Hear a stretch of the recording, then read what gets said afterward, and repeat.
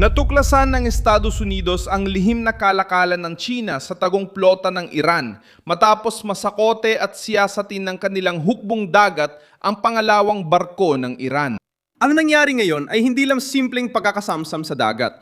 Ang lumitaw nitong Miyerkules, ika-22 ng Abril 2026 ay isang mas malinaw na larawan ng isang mekanismong sinusubukang ilantad ng Washington sa loob ng ilang araw ayon sa Pentagon na tinatawag na tagong plota ng Iran. Patuloy na kumikilos ang China sa likod ng eksena para mapanatiling gumagalaw ang langis at sensitibong kargamento. Nasa sentro ng rutang ito ang China.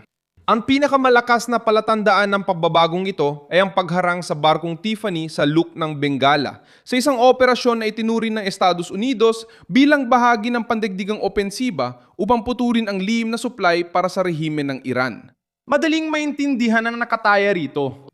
Sabi ng Washington, hindi lang sila tumitingin sa isang barko lang, kundi sa buong daanan ng tagong kalakalan. Ang Tiffany ay lumalabas na konektado sa pagdadala ng 1.7 milyong bariles ng langis mula Iran na isinakay noong Abril 6 sa isla ng Card patungong China bago ito pinigilan. Ipinapakita ng parehong linya na nagsimula ng hayagang magsalita ang Pentagon tungkol sa pagtugis sa mga barkong nagbibigay ng material na suporta sa Iran saan mga bahagi ng mundo hindi lang malapit sa Golpo. Sino ang lumalabas sa sirkulong ito? Sa isang banda, ang rehimen ng Iran na umaasa sa langis para mapanatili ang kita sa gitna ng panggigipit na militar at ekonomiko. Samantala, ang China ay matagal nang kilalang pangunahing destinasyon ng langis ng Iran sa merkado ng enerhiya. Ang isla ng Card, kung saan umalis ang Tiffany na may langis, ay responsable sa halos 70% ng langis export ng Iran at itinuturing ng Reuters na mahalaga dahil sa papel nito sa pagdaloy ng langis ng Iran patungong China. Ito ang nagpapaliwanag kung bakit mabigat ang hinala sa rutang ito. Hindi ito simpleng operasyon, kundi sensitibong linya para sa ekonomikong kaligtasan. Kailan ito lumakas? Mahalagang pagkakasunod ng mga pangyayari. Noong ika-12 ng Abril, inihayag ng CENTCOM na sisimulan nitong harangin ang trapiko ng mga barkong papasok at palabas ng mga pantalan ng Iran simula ika-13 ng Abril. Pagkatapos, noong ika-19 ng Abril, nasabat ng Estados Unidos ang barkong kargamento na Tosca sa Dagat-Ara. Noong Abril 21, kinumpirma ang pagharang sa barkong Tiffany sa Luk ng Bengala.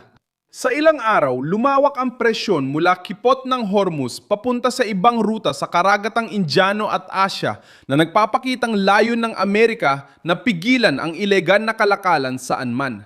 Paano gumagana ang network na ito ayon sa mga parusa ng Amerika? Sa pamamagitan ng halo-halong mga ruta, paglilipat sa pagitan ng mga barko, pagmamanipula o pagpatay sa sistema ng pagsubaybay, at pagpapalit ng bandila at operational na pagkakakilanlan. Matagal lang sinasabi ng kagawaran ng pananalapi ng Estados Unidos mula pa noong 2024 at 2025 na gumagamit ang Iran ng malawak na estruktura ng mga barko at kumpanya para mag-transport ng langis. Palihim itong ginagawa gamit ang peking dokumento at mga operasyon sa paligid ng Singapore at Malaysia. Noong 2025, sinabi ng kagawaran ng Estado na ang Tiffany ay nagkarga ng langis ng Iran sa paglilipat sa pagitan ng mga barko at nagsagawa ng aktibidad na hindi natutunton malapit sa Singapore. Sa madaling sabi, ang balitang sumasabog na yon ay hindi lang kahapon nagsimula, kundi isang lumang sistema na ayon sa Washington na yon lang nabunyag. Diyan na nagsisimula ang pinakamabigat na bahagi ng kwento. Ang Tosca, na nasamsam ilang araw bago ito, ay may kamakailang tala ng pagdaan sa China at Malaysia bago tumuli papunta sa pantalan ng Iran na Bandar Abbas.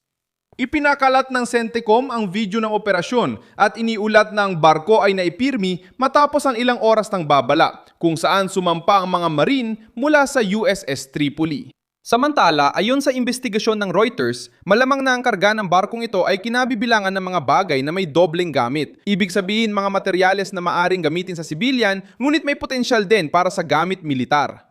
Binabago ng detalye ang laki ng problema. Hindi na lang ito simpleng pagpasok-labas ng langis, kundi paulit-ulit na daloy na may estratehikong gamit para sa Teheran na mas nakakabahala dahil sa papel ng China para sa Washington. Una, bilang posibleng destinasyon ng langis ng Iran na patuloy na sumusubok makatakas sa pagkubkob. Pangalawa, bilang paulit-ulit na puntahan sa mga ruta ng mga nasabat na barko. Pangatlo, dahil sa reaksyon ng Beijing sa pagkakasamsam ng Tosca, humiling sila ng dagdag na negosasyon at nagpakita ng pag-aalala sa paglala. Ngunit hindi ito patunay ng kasalanan.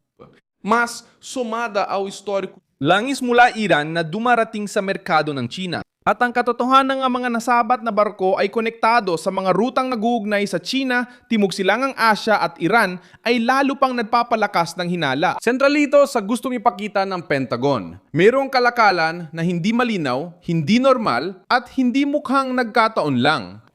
Bakit ito mahalaga ngayon? Dahil hindi kailangang manalo ang Iran sa hayagang labanan para patuloy na mabuhay. Basta't patuloy na pumapasok ang pera, lumalabas ang langis at dumarating ang mga materyales. Ayon sa kagawaran ng pananalapi ng Amerika, ang mga ganitong network ay nakapaglipat ng bilyon-bilyong dolyar mula sa langis ng Iran. At bahagi nito ay napunta sa revolusyonaryong gwardiya. Kapag tinutukan ng Washington ang itim na flota, ang tunay na target ay hindi lang ang barko, kundi pati ang pinagmumulan ng pondo ng rehimen. Kapag naging mamimili, tagapamagitan sa lohistika o huling destinasyon ng China, lumalawak ang labanan mula Washington at nagiging mas mabigat ang geopolitical na epekto. May isa pang bagay na nagpapalakas sa pakiramdam ng pagkubkob. Naitala ng Associated Press na isinama ng Pentagon si Tiffany sa isang pandigdigang babala. Ang international na tubig ay hindi magiging kanlungan para sa mga sasakyang dagat na pinarusahan dahil sumusuporta sa Iran. Ibig sabihin nito, ang estratehe ng Estados Unidos ay hindi na limitado sa kipot ng Hormuz. Ang linya na yon ay habulin ng buong network, kabilang nga sa mga daan ng pandagat na dati ay tila malayo sa pangunahing focus ng krisis. Kapag may barkong pinahinto sa Bay of Bengal at may isa pang nasamsam sa Arabian Sea, direkta ang mensahe, hindi lokal ang habulan, kundi pandaigdig. Sa kabila ng lahat, humihina ang panawagan para sa tigil putukan. Habang sinusubukan ng Pakistan na panatilihing bukas ang mga pag-uusap, ibang larawan ang ipinapakita ng dagat. Blokadang pandagat, pagharang, barkong nasakote, at patuloy na tumitinding presyon sa anumang rutang konektado sa Iran. Ayon sa Reuters, tinanggihan ng Tehran ang negosasyon sa ilalim ng presyon at tinawag ang blockade na pamimilit. Pero ang mahalaga, hindi naghintay ang Estados Unidos ng diplomatikong solusyon bago kumilos. Kumilos muna sila upang putulin ang sirkulasyon, magpakita ng lakas at ilantad ang mekanismo na, ayon sa kanila, nag-uugnay sa langis ng Iran, mga lihim na barko at mga interes ng China. Sa huli, ang pinakamahalagang tanong ay, bakit? Dahil ang lihim na kalakalang ito ay nagsisilbing daan para manatiling buhay ang rehimen ng Iran sa gitna ng matinding presyong militar at ekonomiya. Dahil mahalaga ang kargamento. Dahil nananatiling mahalagang bahagi ang China sa merkado na tumatanggap ng enerhiya mula sa Iran. Para sa Washington, ang pagpapatuloy ng network na ito ay nagbibigay daan kay Tehran na mapanatili ang pinansyal at lohistikal na suporta habang nakikipagnegosasyon, umaatras, nagbabanta at nakakabili ng oras. Ipinakita ng Pentagon na ang digmaan ay hindi lang tungkol sa misil, eroplano at barkong pandigma. Dumaraan din ito sa mga tahimik na oil tanker, rutang tago sa radar, at kargamentong mukhang regular na kalakalan pero posibleng sumusuporta sa rehimen sa ilalim ng pagkubkob.